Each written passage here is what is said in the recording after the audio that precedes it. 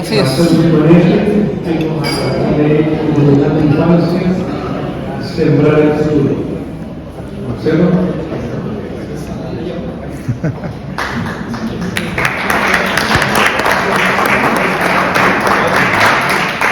Bueno, muy buenas noches. Primero quería agradecer a la agrupación, al Círculo de Profesional Italiano por haberme invitado. Para mí es bien especial estar acá. Tuve un hijo, bueno, todavía lo tengo en realidad, que participó en la... Ahí sí, ahí mejor. Participó en el equipo de waterpolo del Estadio Italiano durante 4 o 5 años. Y me tocó venir seguido a sus prácticas y a sus partidos, así que es como una suerte de regreso a este lugar y lo agradezco.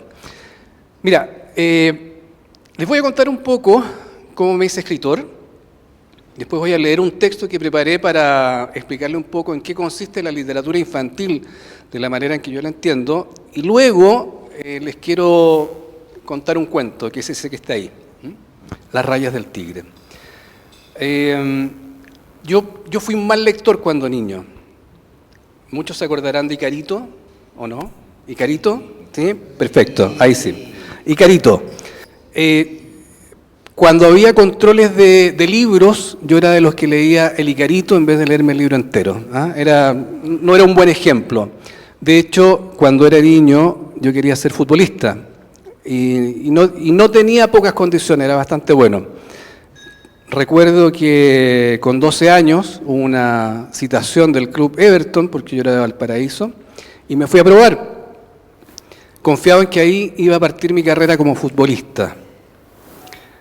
Llegaron a la prueba cerca de 1000 niños. Estuve 5 minutos en la cancha y no toqué la pelota. Así que hasta ahí llegó mi carrera como futbolista. Cuando salí del colegio, entré a estudiar periodismo. Y al poco tiempo entré al diario El Mercurio, donde fui compañero de Jenny del Río, que está acá presente. Trabajé en deporte largo tiempo, me tocó ir al Mundial de Francia 98, dentro de otras coberturas las que El Mercurio nos enviaba. Y luego fui parte, o casi parte, del equipo fundador de la revista El Sábado. En ese tiempo ya comencé a escribir historias en general. El año 98 me gané un premio en España, un premio importante. Era un concurso de cuentos, el concurso de cuentos más antiguo de habla hispana. Y ahí un editor reparó en mí y me pidió un par de cuentos para ver si podía publicar un libro. Y así el año 2001-2002 publiqué un libro que se llama El abanico de Madame Chekhovska. Los que saben de pintura recordarán el nombre de Madame Chekhovska porque era una de las musas de Amedeo Modigliani. Y estuve, como les digo, en El Mercurio, en la revista El Sábado, estuve después en Televisión Nacional, después en la revista Caras, y poco a poco me iba alejando un poco del periodismo para sumergirme más en el mundo de la literatura. Le dije que no era un buen lector, pero hubo 2 elementos o 2 hechos que cambiaron mi perspectiva de los libros. Y se los quiero comentar porque han sido importantes y me han transformado en alguien que le cuesta vivir sin un libro. Borges, el escritor argentino, decía que había 2 clases de lectores. Unos lectores que leían para evadirse del mundo que les toca vivir, para distraerse, y otro tipo de lectores que leían para encontrar el mundo al que pertenecían. La frase para un niño de 13 años resultó algo compleja, ¿no? ¿Cómo era eso de leer para encontrar el mundo al que uno pertenecía? Pero de pronto llegó a mis manos un libro de Julio Cortázar, un libro de cuentos, y recuerdo que había personajes a los que les pasaban cosas que a mí me pasaban, o que tenían miedos o ideas que yo también tenía. Y eso de alguna manera cambió mi perspectiva respecto de los libros. Y una segunda situación fue escuchar a mi profesor de castellano explicarme que abrir un libro era como viajar a un mundo desconocido, internarse en un mundo desconocido, como esos exploradores del siglo XIX que se adentraban en el continente africano o en el Amazonas. Y esas dos situaciones cambiaron mi forma de entender la lectura y de un deber molesto pasó a ser un goce, y ese goce lo he mantenido hasta el día de hoy. Con la literatura infantil me pasó algo bien particular. Yo soy de una generación de escritores que miraba por encima del hombro la escritura para los niños. Y en cierta ocasión, haciendo clases en la Universidad Finisterra, me encontré con Marco Antonio de la Parra, que era en ese entonces director de la Escuela de Literatura, donde yo hacía clase. Y él me dijo que había un concurso muy interesante, que era el Premio Barco de Vapor, que lo organiza la editorial SM. A mí de primera no me interesó mucho, pero cuando me dijo, como buen genovés, a propósito de lo que conversábamos, que había un premio de 5 millones de pesos, dije, ya, voy a intentarlo. Y lo intenté, y aun cuando no gané el premio, la editorial publicó ese libro. Y ese libro supuso para mí un descubrimiento muy especial porque en ese entonces yo debo haber tenido 40 y algo, y me pasó que gracias a la escritura del libro, que era la historia de un niño de 13 años que escribía un diario de vida, pude a esa edad volver a mirar la vida como el niño que había sido. Y eso para mí resultó fabuloso. Y dije, bueno, acá me quiero quedar, quiero seguir haciendo esto. Hasta el día, bueno, a la fecha creo que tengo cerca de 15 libros, álbumes publicados. He publicado también 4 novelas, 2 libros de cuentos. Y me encanta el mundo que habito. No pensé que iba a llegar a esta edad, yo ya estoy cerca de los 60 años, me quedan por ahí un par, y no pensé que iba a llegar a un momento de la vida que iba a decir, oye, todo lo que hago o trato de hacer es algo que me llena mucho.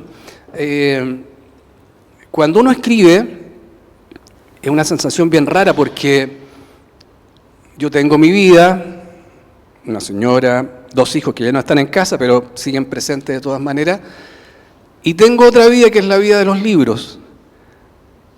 Y eso creo que es lo más maravilloso. Con los libros no se hace uno millonario, salvo que sea Isabel Allende o, Hernán Rivera Letelier. Pero tiene una particularidad que yo creo que pocas profesiones la brindan, que es el hecho de que tú construyes un mundo con todo el imaginario que tienes en la cabeza y lo puedes habitar. A mí me pasa que a veces cierro la puerta de donde escribo y entro a otro mundo, entro al mundo de la novela que estoy escribiendo, y los personajes en alguna medida son como amigos a los que visito. Es como si fuera la casa de un amigo cada vez que me pongo a escribir una novela o un libro de cuentos, y eso para mí es bien impagable. Por lo demás, aprendí también a valorar la lectura en el sentido de que no solo es un divertimento, no solo es una instancia donde uno puede encontrarse con uno mismo, sino que también las experiencias lectoras para mí son experiencias de vida. Me acuerdo mucho de un amigo que siempre me decía que él no leía ficción, porque consideraba que la ficción no le aportaba nada, que él solo leía novelas históricas. Pero yo le decía, viejo, cuando tú lees una novela y tienes a los personajes en una situación que deben superar, estás aprendiendo cosas de la vida, y eso a mí me parece fundamental al momento de leer un libro. Yo de hecho no leo tanto por divertimento, sino como una forma también de aprendizaje. Y de hecho cuando escribo me interesa adentrarme en temas que no conozco para poder ir conociendo más. De alguna manera cuando uno escribe, o cuando yo escribo, lo que busco finalmente es encontrarle un sentido a la existencia propia. Tratar de entender por qué estamos acá, por qué hacemos lo que hacemos y también hacia dónde vamos o el legado que queremos dejar. Gonzalo me contactó a partir de un libro que se publicó el año pasado en España, que es ¿no? El libro Los Migrantes, que tiene también su versión en italiano, que acá está, Immigranti, y también en portugués, que ese no lo traje porque no tenía mucho sentido. Y lo que quiero contarles ahora, y de hecho preparé un texto, es cómo entiendo yo la literatura infantil. Y creo que espero que sea algo revelador para ustedes, porque antes de entrar a este mundo de la literatura infantil, yo tenía una idea de lo que era, y he aprendido que es mucho más de lo que yo creía que podía ser, ¿no? Entonces, voy a leer lo que traje acá. Espero que no. A ver, dice así esto. Soy un bicho raro. A mis 57 años me encantan los libros álbumes. Los libros álbumes son aquellos libros en donde la ilustración es tan importante como el texto. La ilustración no está supeditada al texto, sino que cuenta una historia que complementa o se complementa con la historia que el texto va narrando. Repito, dice, a mis 57 años me encantan los libros álbumes. Puedo pasarme una tarde entera en una librería mirándolos, mientras mis amigos hunden sus narices en las novelas que encabezan los rankings de ventas o le echan un vistazo al último ensayo de Rebecca Solnit o de Vivian Gornick. Cada vez que me ven con un libro infantil en las manos, me miran con sospecha, como si en ese acto yo estuviera traicionando mi rol de adulto, como si no pudieran entender por qué un hombre que va de cabeza a la tercera edad pierde su tiempo en cosas de niños o de niñas. Lo que no saben mis compañeros de ruta es que algunos de estos libros me han enseñado cosas maravillosas sobre la vida y sus circunstancias. Podría contarles de Ícaro, un libro hermoso de Federico Delicado, que habla sobre la libertad y la imposibilidad de renunciar a ella. De El expreso polar de Chris van Allsburg, una historia que exalta la importancia del verbo creer. O de El pato y la muerte de Wolf Elbruch, del que aprendí que la muerte no necesariamente es un trance siniestro y tenebroso. Podría decirles también qué ganas de que esos libros hubieran llegado a mis manos cuando tenía 8, 10 o 12 años. Qué distinta hubiera sido la vida. Pensarán ustedes que fue esta fascinación la que me llevó a convertirme en un escritor de libros para niños. Se equivocan. Ya lo dije antes, pero lo voy a repetir. Mi acercamiento fue mucho más pedestre, pero no menos interesante. Soy de una generación de escritores que, cuando menos en mi país, miraba con cierto desdén la escritura para niños. La suponía un género menor. De no ser por un concurso que ofrecía un jugoso premio en dinero, quizás jamás me habría aventurado en estas aguas. Por supuesto, no gané, pero la recompensa que obtuve fue quizás más valiosa que los 5.000 euros que ofrecía el primer lugar. La escritura de Tito, así se llama la novela que les mencioné, que fue publicada por la editorial SM, supuso para mí un viaje a la infancia que agradezco hasta el día de hoy. Volví a mirar el mundo con los ojos de un niño, con los ojos del niño que fui, y ese ejercicio me atrapó. Consideré entonces que si quería persistir en este territorio tenía que formarme de alguna manera, y entré a un taller de escritura de una escritora chilena que aprovecho de recomendar, María José Ferrada. Aprendí mucho, pero quizás lo más importante fue entender que los niños y las niñas son sujetos pensantes, que son capaces de entender de manera mucho más clara y natural ciertos temas que a los adultos suele complicarles la vida. Para hablar de ello, María José mencionaba 2 libros, 2 álbumes ilustrados, de hecho, Rey y Rey, de Linda de Haan y Esther Nigland, y el ya citado libro de Elbruch, El pato y la muerte, que recomiendo abiertamente. El primero, Rey y Rey, aborda el tema de la homosexualidad de una manera original y divertida. Un príncipe, combinado por su madre a casarse, ve desfilar delante de sí una caravana de princesas. Ninguna le llena el gusto, y cuando pareciera que el príncipe está condenado a quedarse solo, celebra la aparición de la última de las candidatas. Sin embargo, no es con ella con quien desea casarse, sino con el hermano que la acompaña. Recuerdo que María José Ferrada contó la experiencia de trabajo que tuvo con ese libro y un grupo de escolares. Luego de leerles el cuento, hubo unos segundos de confusión. ¿Por qué el chico había elegido al otro chico y no a la chica? Pero tras la pregunta, los niños y las niñas asumieron como algo natural la elección del príncipe.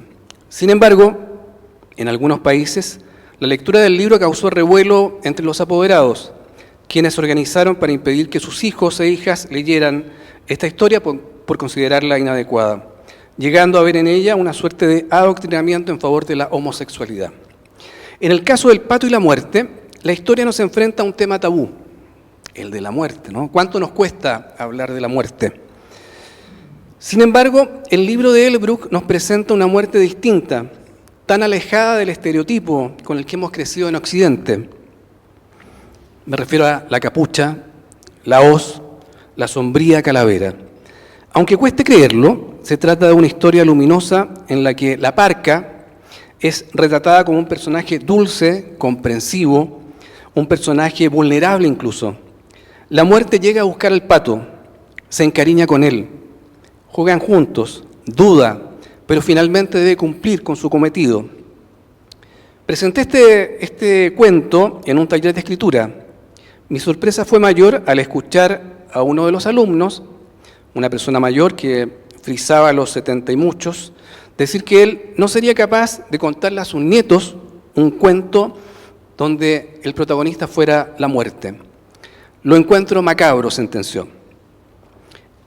Exhibo estos ejemplos para dar cuenta de que la supuesta dificultad que estos temas representan para los niños y las niñas no es tal, y que los reparos que los adultos plantean respecto de libros como los citados tienen más que ver con las limitaciones de esos adultos para lidiar con dichos temas. ¿Por qué la muerte sería un tema inadecuado si desde una edad temprana muchos niños y niñas deben enfrentarse a la partida de sus seres queridos? ¿Por qué la homosexualidad debiera ser una realidad invisibilizada a ojos de los menores si cada vez, con mayor frecuencia, vemos a personas que aman y forman parejas con otras personas del mismo sexo? En el corazón de estas preguntas está la convicción de que los niños y las niñas son sujetos pensantes, capaces de reflexionar y de procesar la información que recogen en el día a día. Si bien son personas en formación, subestimarlos en sus capacidades intelectuales es el peor error que se puede cometer. Lo importante, por tanto, y el desafío que toca a quienes nos dedicamos a escribir para las infancias, radica más en el cómo contar que en el qué contar. He publicado cerca de 15 libros álbumes y cada vez que emprendo uno nuevo, tengo muy claro que estoy escribiendo no solo para lectores en formación, sino que para personas en formación. Esto no significa que al escribir vaya a adoptar una actitud paternalista o sobreprotectora. Muy por el contrario, me gusta desafiarlos, hacerlos reflexionar, que se cuestionen ciertas cosas con la finalidad de comenzar a incubar en ellos una mirada ética y crítica del mundo, al que en pocos años entrarán libres de la mano de sus progenitores. Puede que sea una ingenuidad, pero me gusta creer que la lectura de mis libros puede ayudar a formar a niños y niñas que el día de mañana intenten cambiar el mundo, o, cuando menos, luchen por uno más justo, más solidario, más humano en definitiva. Lo anterior en el entendido que muchos colegios se ocupan, más que del desarrollo de personas, de formar profesionales que hagan rodar de manera más eficiente los engranajes productivos del sistema, sin importarles demasiado valores esenciales como pueden ser la solidaridad, la empatía, la justicia y la libertad. No escribo solo para los niños y las niñas, o cuando menos eso quiero creer. Trato de que las historias que voy creando puedan ser leídos también por los adultos. O mejor dicho, esta es una definición que se la escuché a una escritora de literatura infantil y que traté de hacerla propia. Escribo libros para adultos que también pueden ser leídos por los niños. Y en este plan suscribo lo que decía Julio Cortázar, el escritor argentino, respecto de los cuentos en general. Y abro comillas, dice, Cortázar hacía una relación, una comparación entre la fotografía y la escritura de cuentos. Y decía lo siguiente, es decir que el fotógrafo o el cuentista se ven precisados a escoger y limitar una imagen o un acaecimiento que sean significativos, que no solamente valgan por sí mismos, sino que sean capaces de actuar en el espectador o en el lector como una especie de apertura, de fermento que proyecta la inteligencia y la sensibilidad hacia algo que va mucho más allá de la anécdota visual o literaria contenidas en la foto o en el cuento. En ese plan, escribí, por ejemplo, La rebelión de las letras. Este es un libro para niños de 6 años, más o menos, que cuenta la historia de las letras en los tiempos en que no existía el lenguaje y ellas se la pasaban peleando en guerras fratricidas, hasta que se dieron cuenta de que si se buscaban, si se encontraban, todo podía ser distinto. Escribí también La ballena que imaginaba, un libro que habla de una ballena que imagina cosas que no son propias de una ballena. Convencido de que ese libro ponía sobre relieve la importancia de la diferencia, de ser distinto. También escribí El doctor Chatwin y el Chilibilus, la historia de un ornitólogo que está obsesionado con una especie que nadie ha visto, el Chili invisibilus, más conocido como Chilibilus. Y lo va a buscar a los canales del extremo austral, sin importar la soledad, el frío, la lluvia. Lo hice como una forma de enfatizar la importancia de perseguir nuestros sueños. Incluso escribí una historia sobre la primera persona detenida desaparecida, cuyo cuerpo fue encontrado en las arenas de la playa La Ballena en tiempos de la dictadura. No fue fácil. Después de darle muchas vueltas, me decidí a escribir Marta y el mar, una historia que hace foco en el mar y que narra cómo un día, desde el cielo, Marta entró en sus aguas. Intenté ser delicado y poético. Intenté contar una historia que les hiciera comprender lo que ocurrió en este país. Intenté narrar el horror con cariño y cuidado hacia esos lectores en formación. Escribí Marta y el mar pensando en el futuro. Mientras antes los niños y las niñas de nuestro país conozcan historias como esta, mucho más temprano crecerá en ellos la convicción de que dichos horrores no deben repetirse nunca más. En septiembre de 2021, un grupo de chilenos realizó en el norte del país, en Arica, una marcha contra la migración. Y aquí voy a hacer un pequeño paréntesis, porque cuando hablo de los migrantes, bueno, acá todos hemos migrado, todos nuestros familiares han sido migrantes, hago la separación con el tema delictual, ¿no? Yo no estoy defendiendo a los delincuentes ni mucho menos, sino que estoy hablando de los migrantes, de la gente que deja su patria y va a hacer su vida en otro lugar sin los afectos, sin las redes, sin los familiares, sin las comidas, sin las canciones que los acompañaron de niños. Y sigo. En septiembre de 2021, un grupo de chilenos realizó en el norte del país, en Arica, una marcha contra la migración. Desde 2016, la ola migratoria de ciudadanos haitianos, venezolanos y colombianos hacia Chile se intensificó. Por primera vez en casi toda la historia del país, se trataba de una migración mayoritariamente afroamericana. La falta de una regulación quedó graficada en el ingreso irregular de cerca de 57.000 migrantes en 2021. La marcha en cuestión, alentada por grupos que se oponen a la llegada de extranjeros, finalizó con la quema de las carpas y las pocas pertenencias de varias familias de inmigrantes que acampaban en la Plaza de Armas de Arica. Ese hecho puntual, la indolencia ante la vulnerabilidad del otro y la crispación de parte de la sociedad que culpaba de todos los males posibles a los migrantes, me llevaron a escribir el libro Los migrantes, el que propone una mirada distinta al fenómeno de la migración. Me angustiaba la idea de que los niños y las niñas de mi país crecieran pensando que todos los migrantes o eran narcotraficantes, o ladrones, o asesinos, o prostitutas. Trabajé esta historia a partir de 3 motores: la ignorancia, la curiosidad y el miedo. Esos 3 motores son también los que nos mueven en relación con los migrantes. Cuando los 2 hermanos, menores de 10 años, escuchan que al día siguiente llegarán al aula 2 migrantes, no saben de qué se trata porque ignoran el significado de la palabra migrante. Esa ignorancia infantil es una metáfora de la ignorancia que como sociedad tenemos ante las y los migrantes.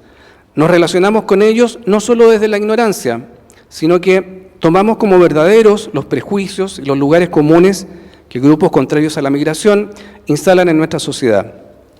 El motor de la curiosidad es quizá el más importante, el que lleva a interesarnos por aquello que desconocemos, y es el que más echo en falta en nuestra relación con los migrantes. El tercer motor es el más peligroso, es el que nace del desconocimiento y que nos lleva a actuar muchas veces de manera irracional, el miedo. Los migrantes, el libro, propone retomar esa curiosidad primigenia, ese interés natural por el otro, por lo desconocido. El temor y el rechazo vienen desde la ignorancia, de no saber cómo son los diferentes, de vivir gobernados por los prejuicios, por las frases hechas. Los libros para las infancias son el último recurso que nos va quedando para aspirar a un mundo cuando menos distinto. Es ahí donde debemos poner nuestros esfuerzos para formar niños y niñas que tengan una mirada ética y crítica del mundo que les estamos dejando en herencia. Las novelas y los libros de ensayos podrán emocionarnos, explicarnos realidades complejas, sumirnos en historias ejemplares o hacernos descubrir el sentido último de la existencia. Pero, definitivamente, donde nos jugamos el futuro de la humanidad es en los libros para los niños. Son ellos, los niños y las niñas, los que están llamados a cambiar el mundo. Y nuestro deber, como escritores, es entregarle algunas herramientas, algunas historias, para que aquello sea posible. Eso es lo que tenía para decirles con esto.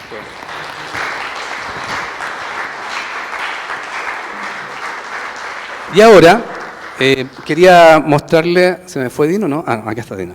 Quería mostrarles algo de mi trabajo, que es este libro que el año 2019 ganó el premio Marta Brunet y que se llama Las rayas del tigre. Ya. Lo bonito de los libros álbumes es que, a diferencia de lo que son la escritura de novelas o libros de cuentos para grandes, es que uno trabaja en conjunto, es un proyecto colectivo. Y este libro está ilustrado por Sebastián Ilavaca. Y como les decía, este libro publicado por SM ganó el premio Marta Brunet el año 2019. Y dice así: el tigre era curioso y noble, sobre todo noble. Un día dejó su selva, caminó y caminó, hasta llegar a otra selva que desconocía. Se maravilló con sus olores, con sus luces y con sus sonidos, sobre todo con sus sonidos.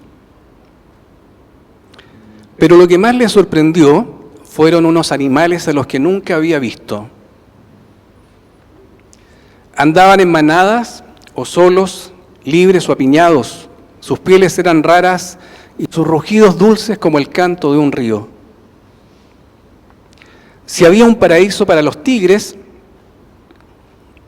de seguro que debía ser ese. Aquella noche durmió como un cachorro. Entrada la mañana, un sollozo lo despertó. Delante de una flor marchita, un animal lloraba. Conmovido por sus lágrimas, el tigre supo que debía hacer algo. Ocupó una de sus rayas para dibujar la flor más bella y las lágrimas cesaron. El sol brillaba en lo alto cuando otro animal se ahogaba en su pena. Las cuerdas de su instrumento se habían cortado. El tigre no dudó ni un segundo. 2 de sus rayas se transformaron en cuerdas. Eso era la vida, pensó, y se dejó llevar por las notas del instrumento. El tigre volvió a ofrecer una de sus rayas para convertirla en la muñeca que una pequeña cría había perdido, y otra para proteger a una hembra de la lluvia, y otra más para abrigar a un viejo animal que tiritaba de frío. Hasta que sobre su pelaje naranja solo quedó una raya. Sintió entonces que sus fuerzas lo abandonaban y lo abandonaban y lo abandonaban. Se preguntó si con una sola raya seguía siendo el tigre curioso y noble que había emprendido el viaje. No supo si había hecho lo correcto. Se volvió a maravillar con los olores, con los sonidos, sobre todo con los sonidos. La última raya me la ofreció a mí, con ella escribí esta historia, mientras el noble y curioso tigre se perdía entre los árboles del parque. Ahí está la raya del tigre, que está dedicado a todos, como dice ahí, para quienes hacen de la solidaridad un ejercicio cotidiano. Y Sebastián se la dedica a María Fernanda y Merlín el tigre. Muchas gracias.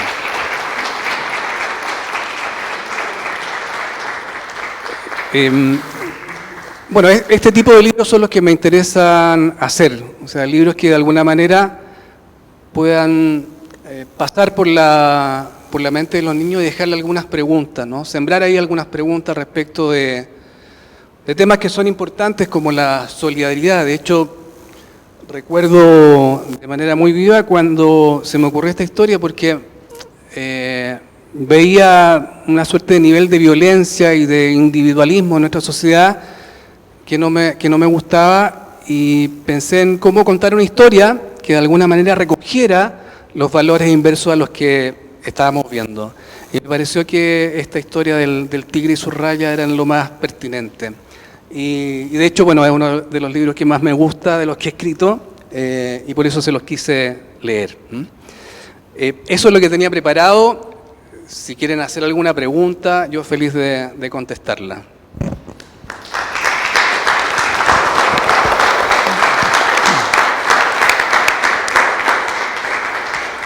Agradecemos, Marcelo. Aquí hay una pregunta. Oye, muy lindo tu libro. La verdad es que es interesante porque combina texto, lectura e imagen. Al respecto te quería preguntar, ¿quién fue el ilustrador de este libro? Porque son los dibujos muy lindos, muy expresivos. Claro, rendirle honores también. Sí, por supuesto. No, es Sebastián y la Vaca, un ilustrador chileno bien connotado, y lo que me gusta a mí de trabajar con ilustradores es que hay cosas que aparecen en la ilustración y que no están en el texto. Lo más divertido es que cuando yo escribo el texto, porque eso es lo que hago primero, escribo el texto antes de mandarlo a la editorial, yo siempre digo, le voy a dejar servida en bandeja esta ilustración para el ilustrador. Pero nada de lo que yo pienso, finalmente el ilustrador lo ejecuta, por suerte, porque ellos tienen una mente mucho más prodigiosa y manejan imágenes de una manera distinta a la de un escritor. Entonces, siempre hay un aporte que hace el ilustrador a la historia. De hecho, la ciudad que aparecía cuando llegaba el tigre es una ciudad hecha a imagen y semejanza de Sebastián, que tiene una pizzería. Entonces hay una pizzería, le gusta mucho la música, puso una tienda de música, y otros elementos que no estaban en el texto, pero que son el aporte que él hace a la historia. Y siempre, bueno, voy cambiando de ilustrador, en realidad lo elige la editorial, salvo casos muy puntuales donde yo trato de hacer valer mi opinión cuando creo que hay un ilustrador preciso para la historia que escribo.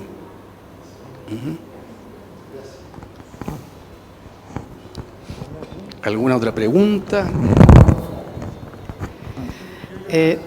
Yo he visto que Marcelo tiene siempre distintos ilustradores que interpretan muy bien y en forma muy distinta, porque el Chiribilu es un tipo de dibujo totalmente diferente al que tú acabas de mostrar. Y este es maravilloso y es poético, y como tú dices, le aporta mucho a la historia un buen diseño, y te felicito, Marcelo, porque es un libro poético que lo voy a comprar de todas maneras.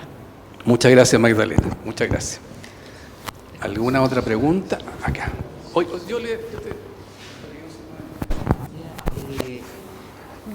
Yo te quería preguntar, porque cuando se escribe muchas veces, a ver, tú te tienes que inspirar en alguien. Yo recuerdo ver que cuando Elizabeth, Andrés Oppenheimer ha entrevistado varias veces a Elizabeth Allende. Entonces, a Elizabeth Allende lo que le pasaba es que se inspiraba en personajes de la vida real, pero no creas que eso le gustaba a los personajes. Entonces se veían reflejados. Yo te quería consultar si eso te ha pasado a ti, pero eso pasa más bien con los adultos. Y respecto de los cuentos infantiles, yo creo, en la opinión mía, es que es mucho más difícil hacerla. O sea, porque tú te tienes que poner en el lugar del niño, pero el niño va creciendo.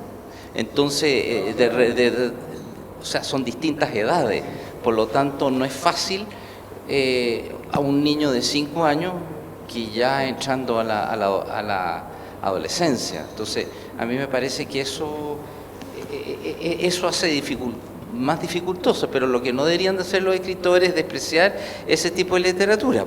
Es decir, deberían de tratar de explorar en ese ámbito.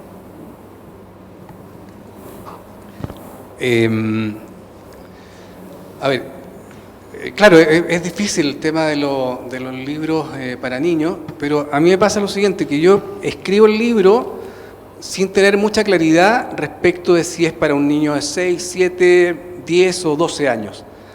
De eso se encargan las editoriales, ellos definen para qué público va.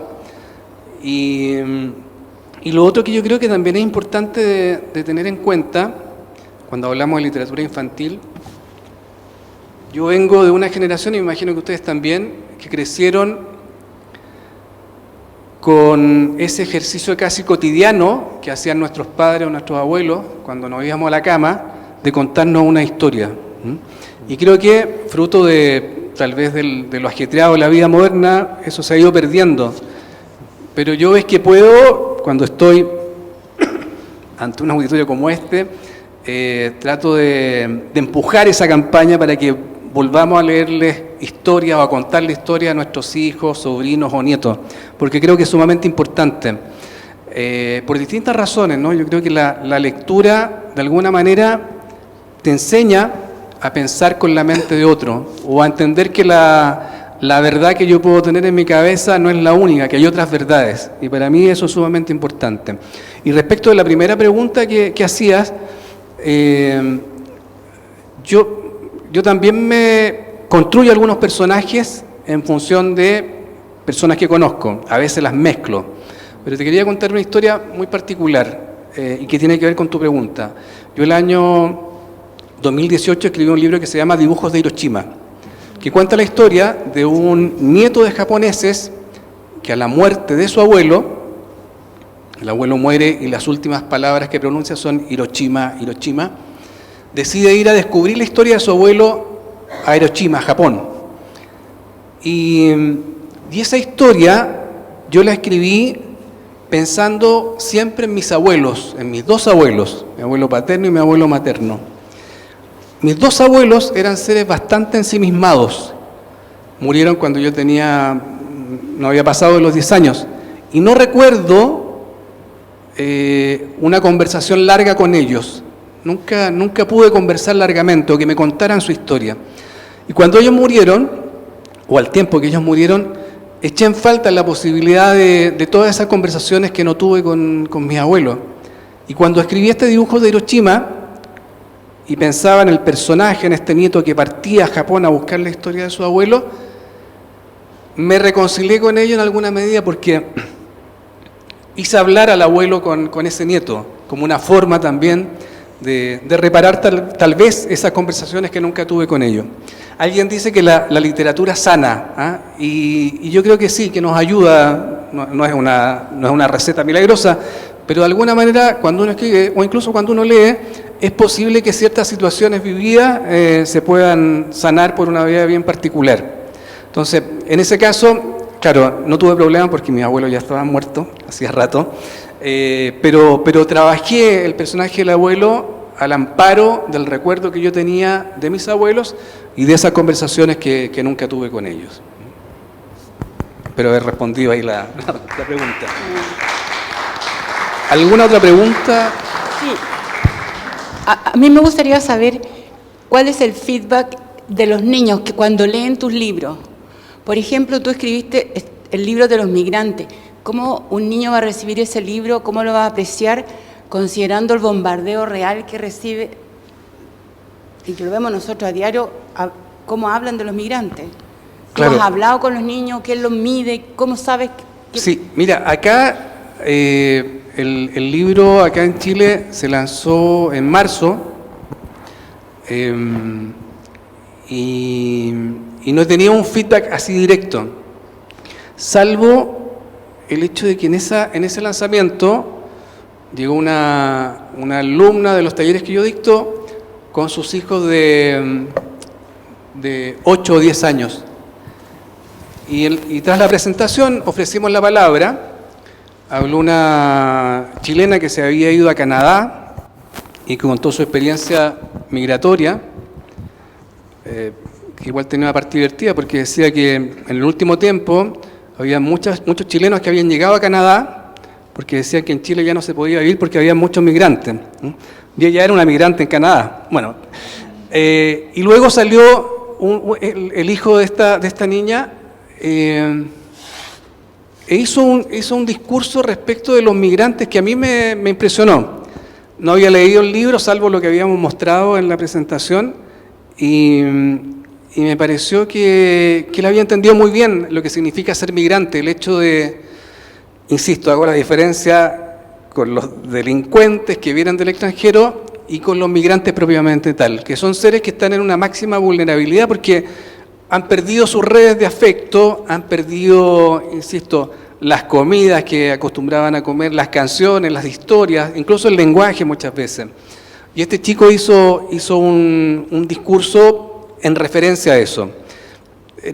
Como el libro se está distribuyendo recién acá en Chile, no tengo el feedback de colegios, pero en España pasó algo muy particular, porque yo esta historia la escribí. Quizás debiera leer, bueno, pero no creo que alcance a leerla, pero la escribí, o mejor dicho, cuenta la historia de dos hermanos, como dije en la presentación, que escuchan la palabra migrantes y se van a la casa sin saber qué significa esa palabra. Y entre ellos comienzan a lucubrar qué podría ser. Entonces piensan que podrían ser mascotas, después piensan que pueden ser palíndromos, en fin, hasta que de pronto les entra el miedo y dice, oye, si son unos espíritus malos, ¿qué vamos a hacer? Y al día siguiente los dos hermanos van muertos de miedo al colegio, y cuando entran a la sala, dispuestos ahí a lo que sea, ven que solo hay dos compañeros nuevos, que es Florence y Etienne. Y les preguntan de dónde vienen, se hacen muy amigos y se olvidan de los migrantes. Esa es un poco la historia, ¿no?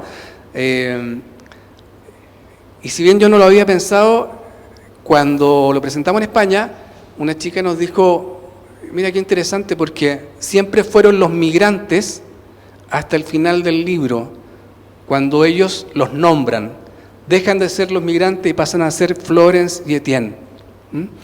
Pero lo que quería decir es lo siguiente, esa historia yo lo hice pensando en migrantes haitianos, pero en España funcionaba de la misma manera con los migrantes de África que llegan a España. Y ahí la respuesta de los niños fue muy parecida a lo que dijo este chico respecto de la vulnerabilidad, del hecho de que son personajes que están solos. Ahora, va a ser interesante cuando se lean los textos acá para ver qué pasa ante este bombardeo, digamos, mediático y en general, ¿no? Que tiende a confundir lo que es un migrante con los extranjeros que delinquen. ¿Había otra pregunta? Sí. es algo que me llamó la atención en relación con lo que alcanzaste a leer de tus cuentos, que tienen mucho la temática de los cuentos que leía yo cuando era chico, hace muchos años atrás. Pero me pregunto yo ahora, ¿cómo se despierta el interés de los niños por la lectura? ¿Cuál es el rol de los padres? Y en esta sociedad de la pantalla, porque hoy día uno se levanta y cada vez la gente, los niños o los adolescentes están con los celulares. ¿Cómo se despierta realmente el interés de los niños por la lectura de la literatura infantil? Eso es lo que me gustaría saber. Si... ¿Cuál es tu nombre? Fernando. Bueno, yo no tengo la respuesta, sino, no sé, que estaría en otro lugar probablemente, pero lo que te quiero decir es lo siguiente, es que es un problema con distintas causales. Es difícil pedirle a los niños que lean si los padres no leen. Yo creo que por ahí hay un error en el sentido de que más que motivar a los niños hay que motivar a esos padres a que se encanten con la lectura para que puedan transmitirle eso a sus hijos. En segundo lugar, creo que hay un problema sistémico que le ha hecho mal a los niños de este país, porque, y yo creo que a nosotros también, porque se ligó la lectura a una obligación. Teníamos que leer para contestar bien la prueba. Y eso genera una suerte de brecha muy grande con lo que es el goce por la lectura.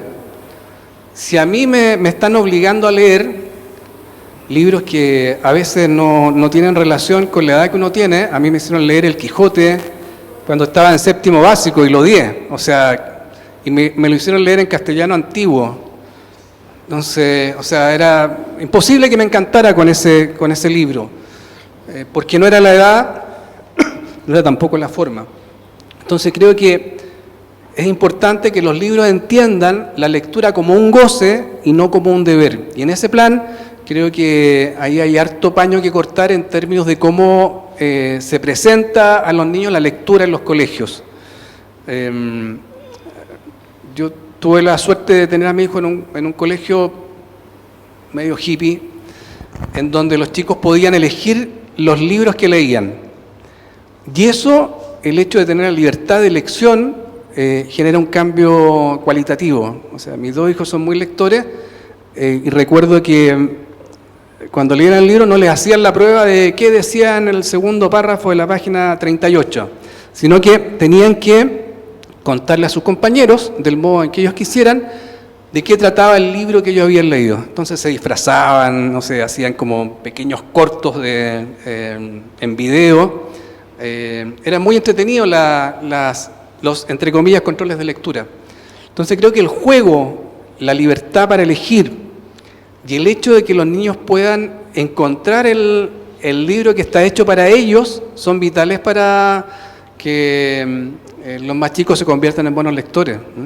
Hay tantos libros, hoy día se producen, que cómo no va a haber uno que te haga sentido.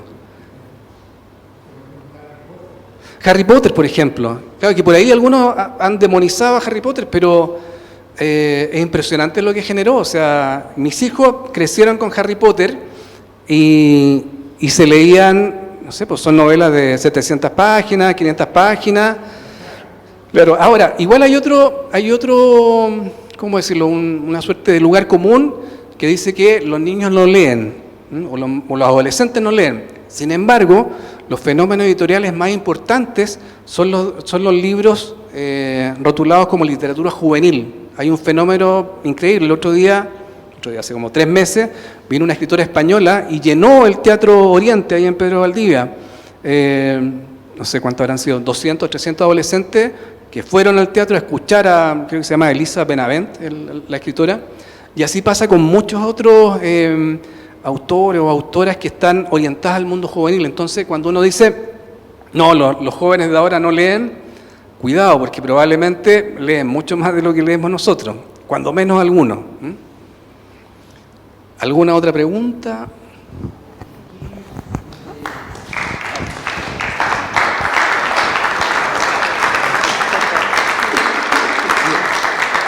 ¿Qué opinión tienes tú de las mujeres No extraordinarias se que está escucha. sacando el Mercurio? No se escuchó. Mira, el Mercurio está sacando, son 32 volúmenes que se llama Mujer Extraordinaria. Entonces, pero es para niñas y también para niños. Entonces, es bien interesante, o sea, yo creo que también es para adultos, pero bueno, está focalizado en niñas y niños. Entonces, van en el 14, en el volumen 14. El último de la Malala Yousafzai, pero ha estado María Sklodowska-Curie, o sea, están todos, y son 32. Entonces, ¿tú qué opinión tienes de eso como incentivo? Ahí hay otro tema que no sé si está tan relacionado con la lectura, o quizás sí, con la lectura. De un tiempo a esta parte, muchas escritoras se han quejado o se quejaban de la poca visibilidad que tenían sus libros. Y eso ha comenzado a cambiar, yo creo que de 10 años a la fecha, o quizás un poco más. Pero aún así la brecha entre los libros que publican las editoriales o los autores que publican las editoriales son más hombres que mujeres. ¿Y cuál es el problema de eso? Que el imaginario que se va construyendo en los lectores es o era un imaginario más masculino, ¿m? Donde por ahí no cabían temas como, no estoy hablando ahora de literatura infantil, pero como la menopausia, que es un temazo. ¿M? Yo no podría escribir sobre la menopausia, aunque lo he pensado, porque mi mujer está pasando por esa etapa, y más allá de las cosas terribles que puede tener, hay algunas cosas medianamente divertidas, porque cuando mi mujer en la noche le vienen esos calores, esos bochornos, y se empieza a abanicar, yo al otro lado estoy pero cubierto con mantas, pero para capear el frío, ¿no? Y cuando a mí me da calor, mi mujer tiene frío. En fin, creo que hay ciertos temas que han quedado invisibilizados por la literatura por el hecho de que han sido escritos por hombres. De hecho, hay una autora española, Rosa Montero, a propósito de la igualdad de género, decía lo siguiente, que a mí me pareció interesante. Decía que la verdadera igualdad se va a conseguir cuando los hombres se identifiquen con protagonistas femeninos de las novelas. Porque claro, las mujeres han tenido que, como mayoritariamente los libros son escritos por hombres o eran escritos por hombres, se han identificado con personajes masculinos, no con personajes femeninos. Y para nosotros, quizás está cambiando eso ahora, era difícil poder identificarnos con una heroína. Nadie va a decir, yo quiero ser como, no sé, la Mujer Maravilla, sería raro. Esperemos, o eso planteaba Rosa Montero, que el día en que los hombres comiencen a identificarse con héroes femeninos o mujeres, la igualdad de género se iba a lograr. Pero respecto a lo del Mercurio me parece interesante porque efectivamente creo que en esta sociedad, y lo conversaba un poco con Gineto, el aporte de la mujer, que tiene otras cualidades, creo que podría ser mucho más significativo, si se relevaran esas mujeres que han de alguna manera impactado de manera importante en la sociedad. Yo siempre digo que las mujeres suelen ser, en el promedio, ¿cierto?, mucho más conciliadoras, que llegan a acuerdos. Los hombres somos más peleadores, digamos, y más orgullosos, y más, bueno, arrogantes, no todos, pero tenemos esas características más marcadas, ¿no? Entonces me pregunto yo, ¿qué pasaría si las mujeres tuvieran mayor impacto en la toma de decisiones? Quizá el mundo sería distinto, no lo sé, no lo vamos a saber nosotros por lo menos, creo. Ojalá que sí, pero está difícil. Sí. Ok. Gracias, Marcelo. Muchas gracias. Oye, yo reitero los agradecimientos y voy a comentar algo que es muy divertido porque Gineto es idéntico a mi padre. Entonces, estábamos viendo cómo pudo haberse producido ese parecido, ¿ah? Pero no hemos llegado a a una razón muy clara. La verdad que los antepasados de Marcelo y mis antepasados por parte materna son de Rapallo. Algún gen, algo ahí de por medio. Marcelo, te agradezco gracias. tu presentación. Un millón de gracias. No, muchas gracias. por haber compartido esta cena. Gracias. No, muchas gracias a la agrupación, al estadio y a la escucha atenta de usted, que también se agradece. ¿Ah? Y este es un pequeño recuerdo del POI, Círculo de Profesionistas de Origen Italiano. Perfecto. Muchas gracias de nuevo. ¿Ah?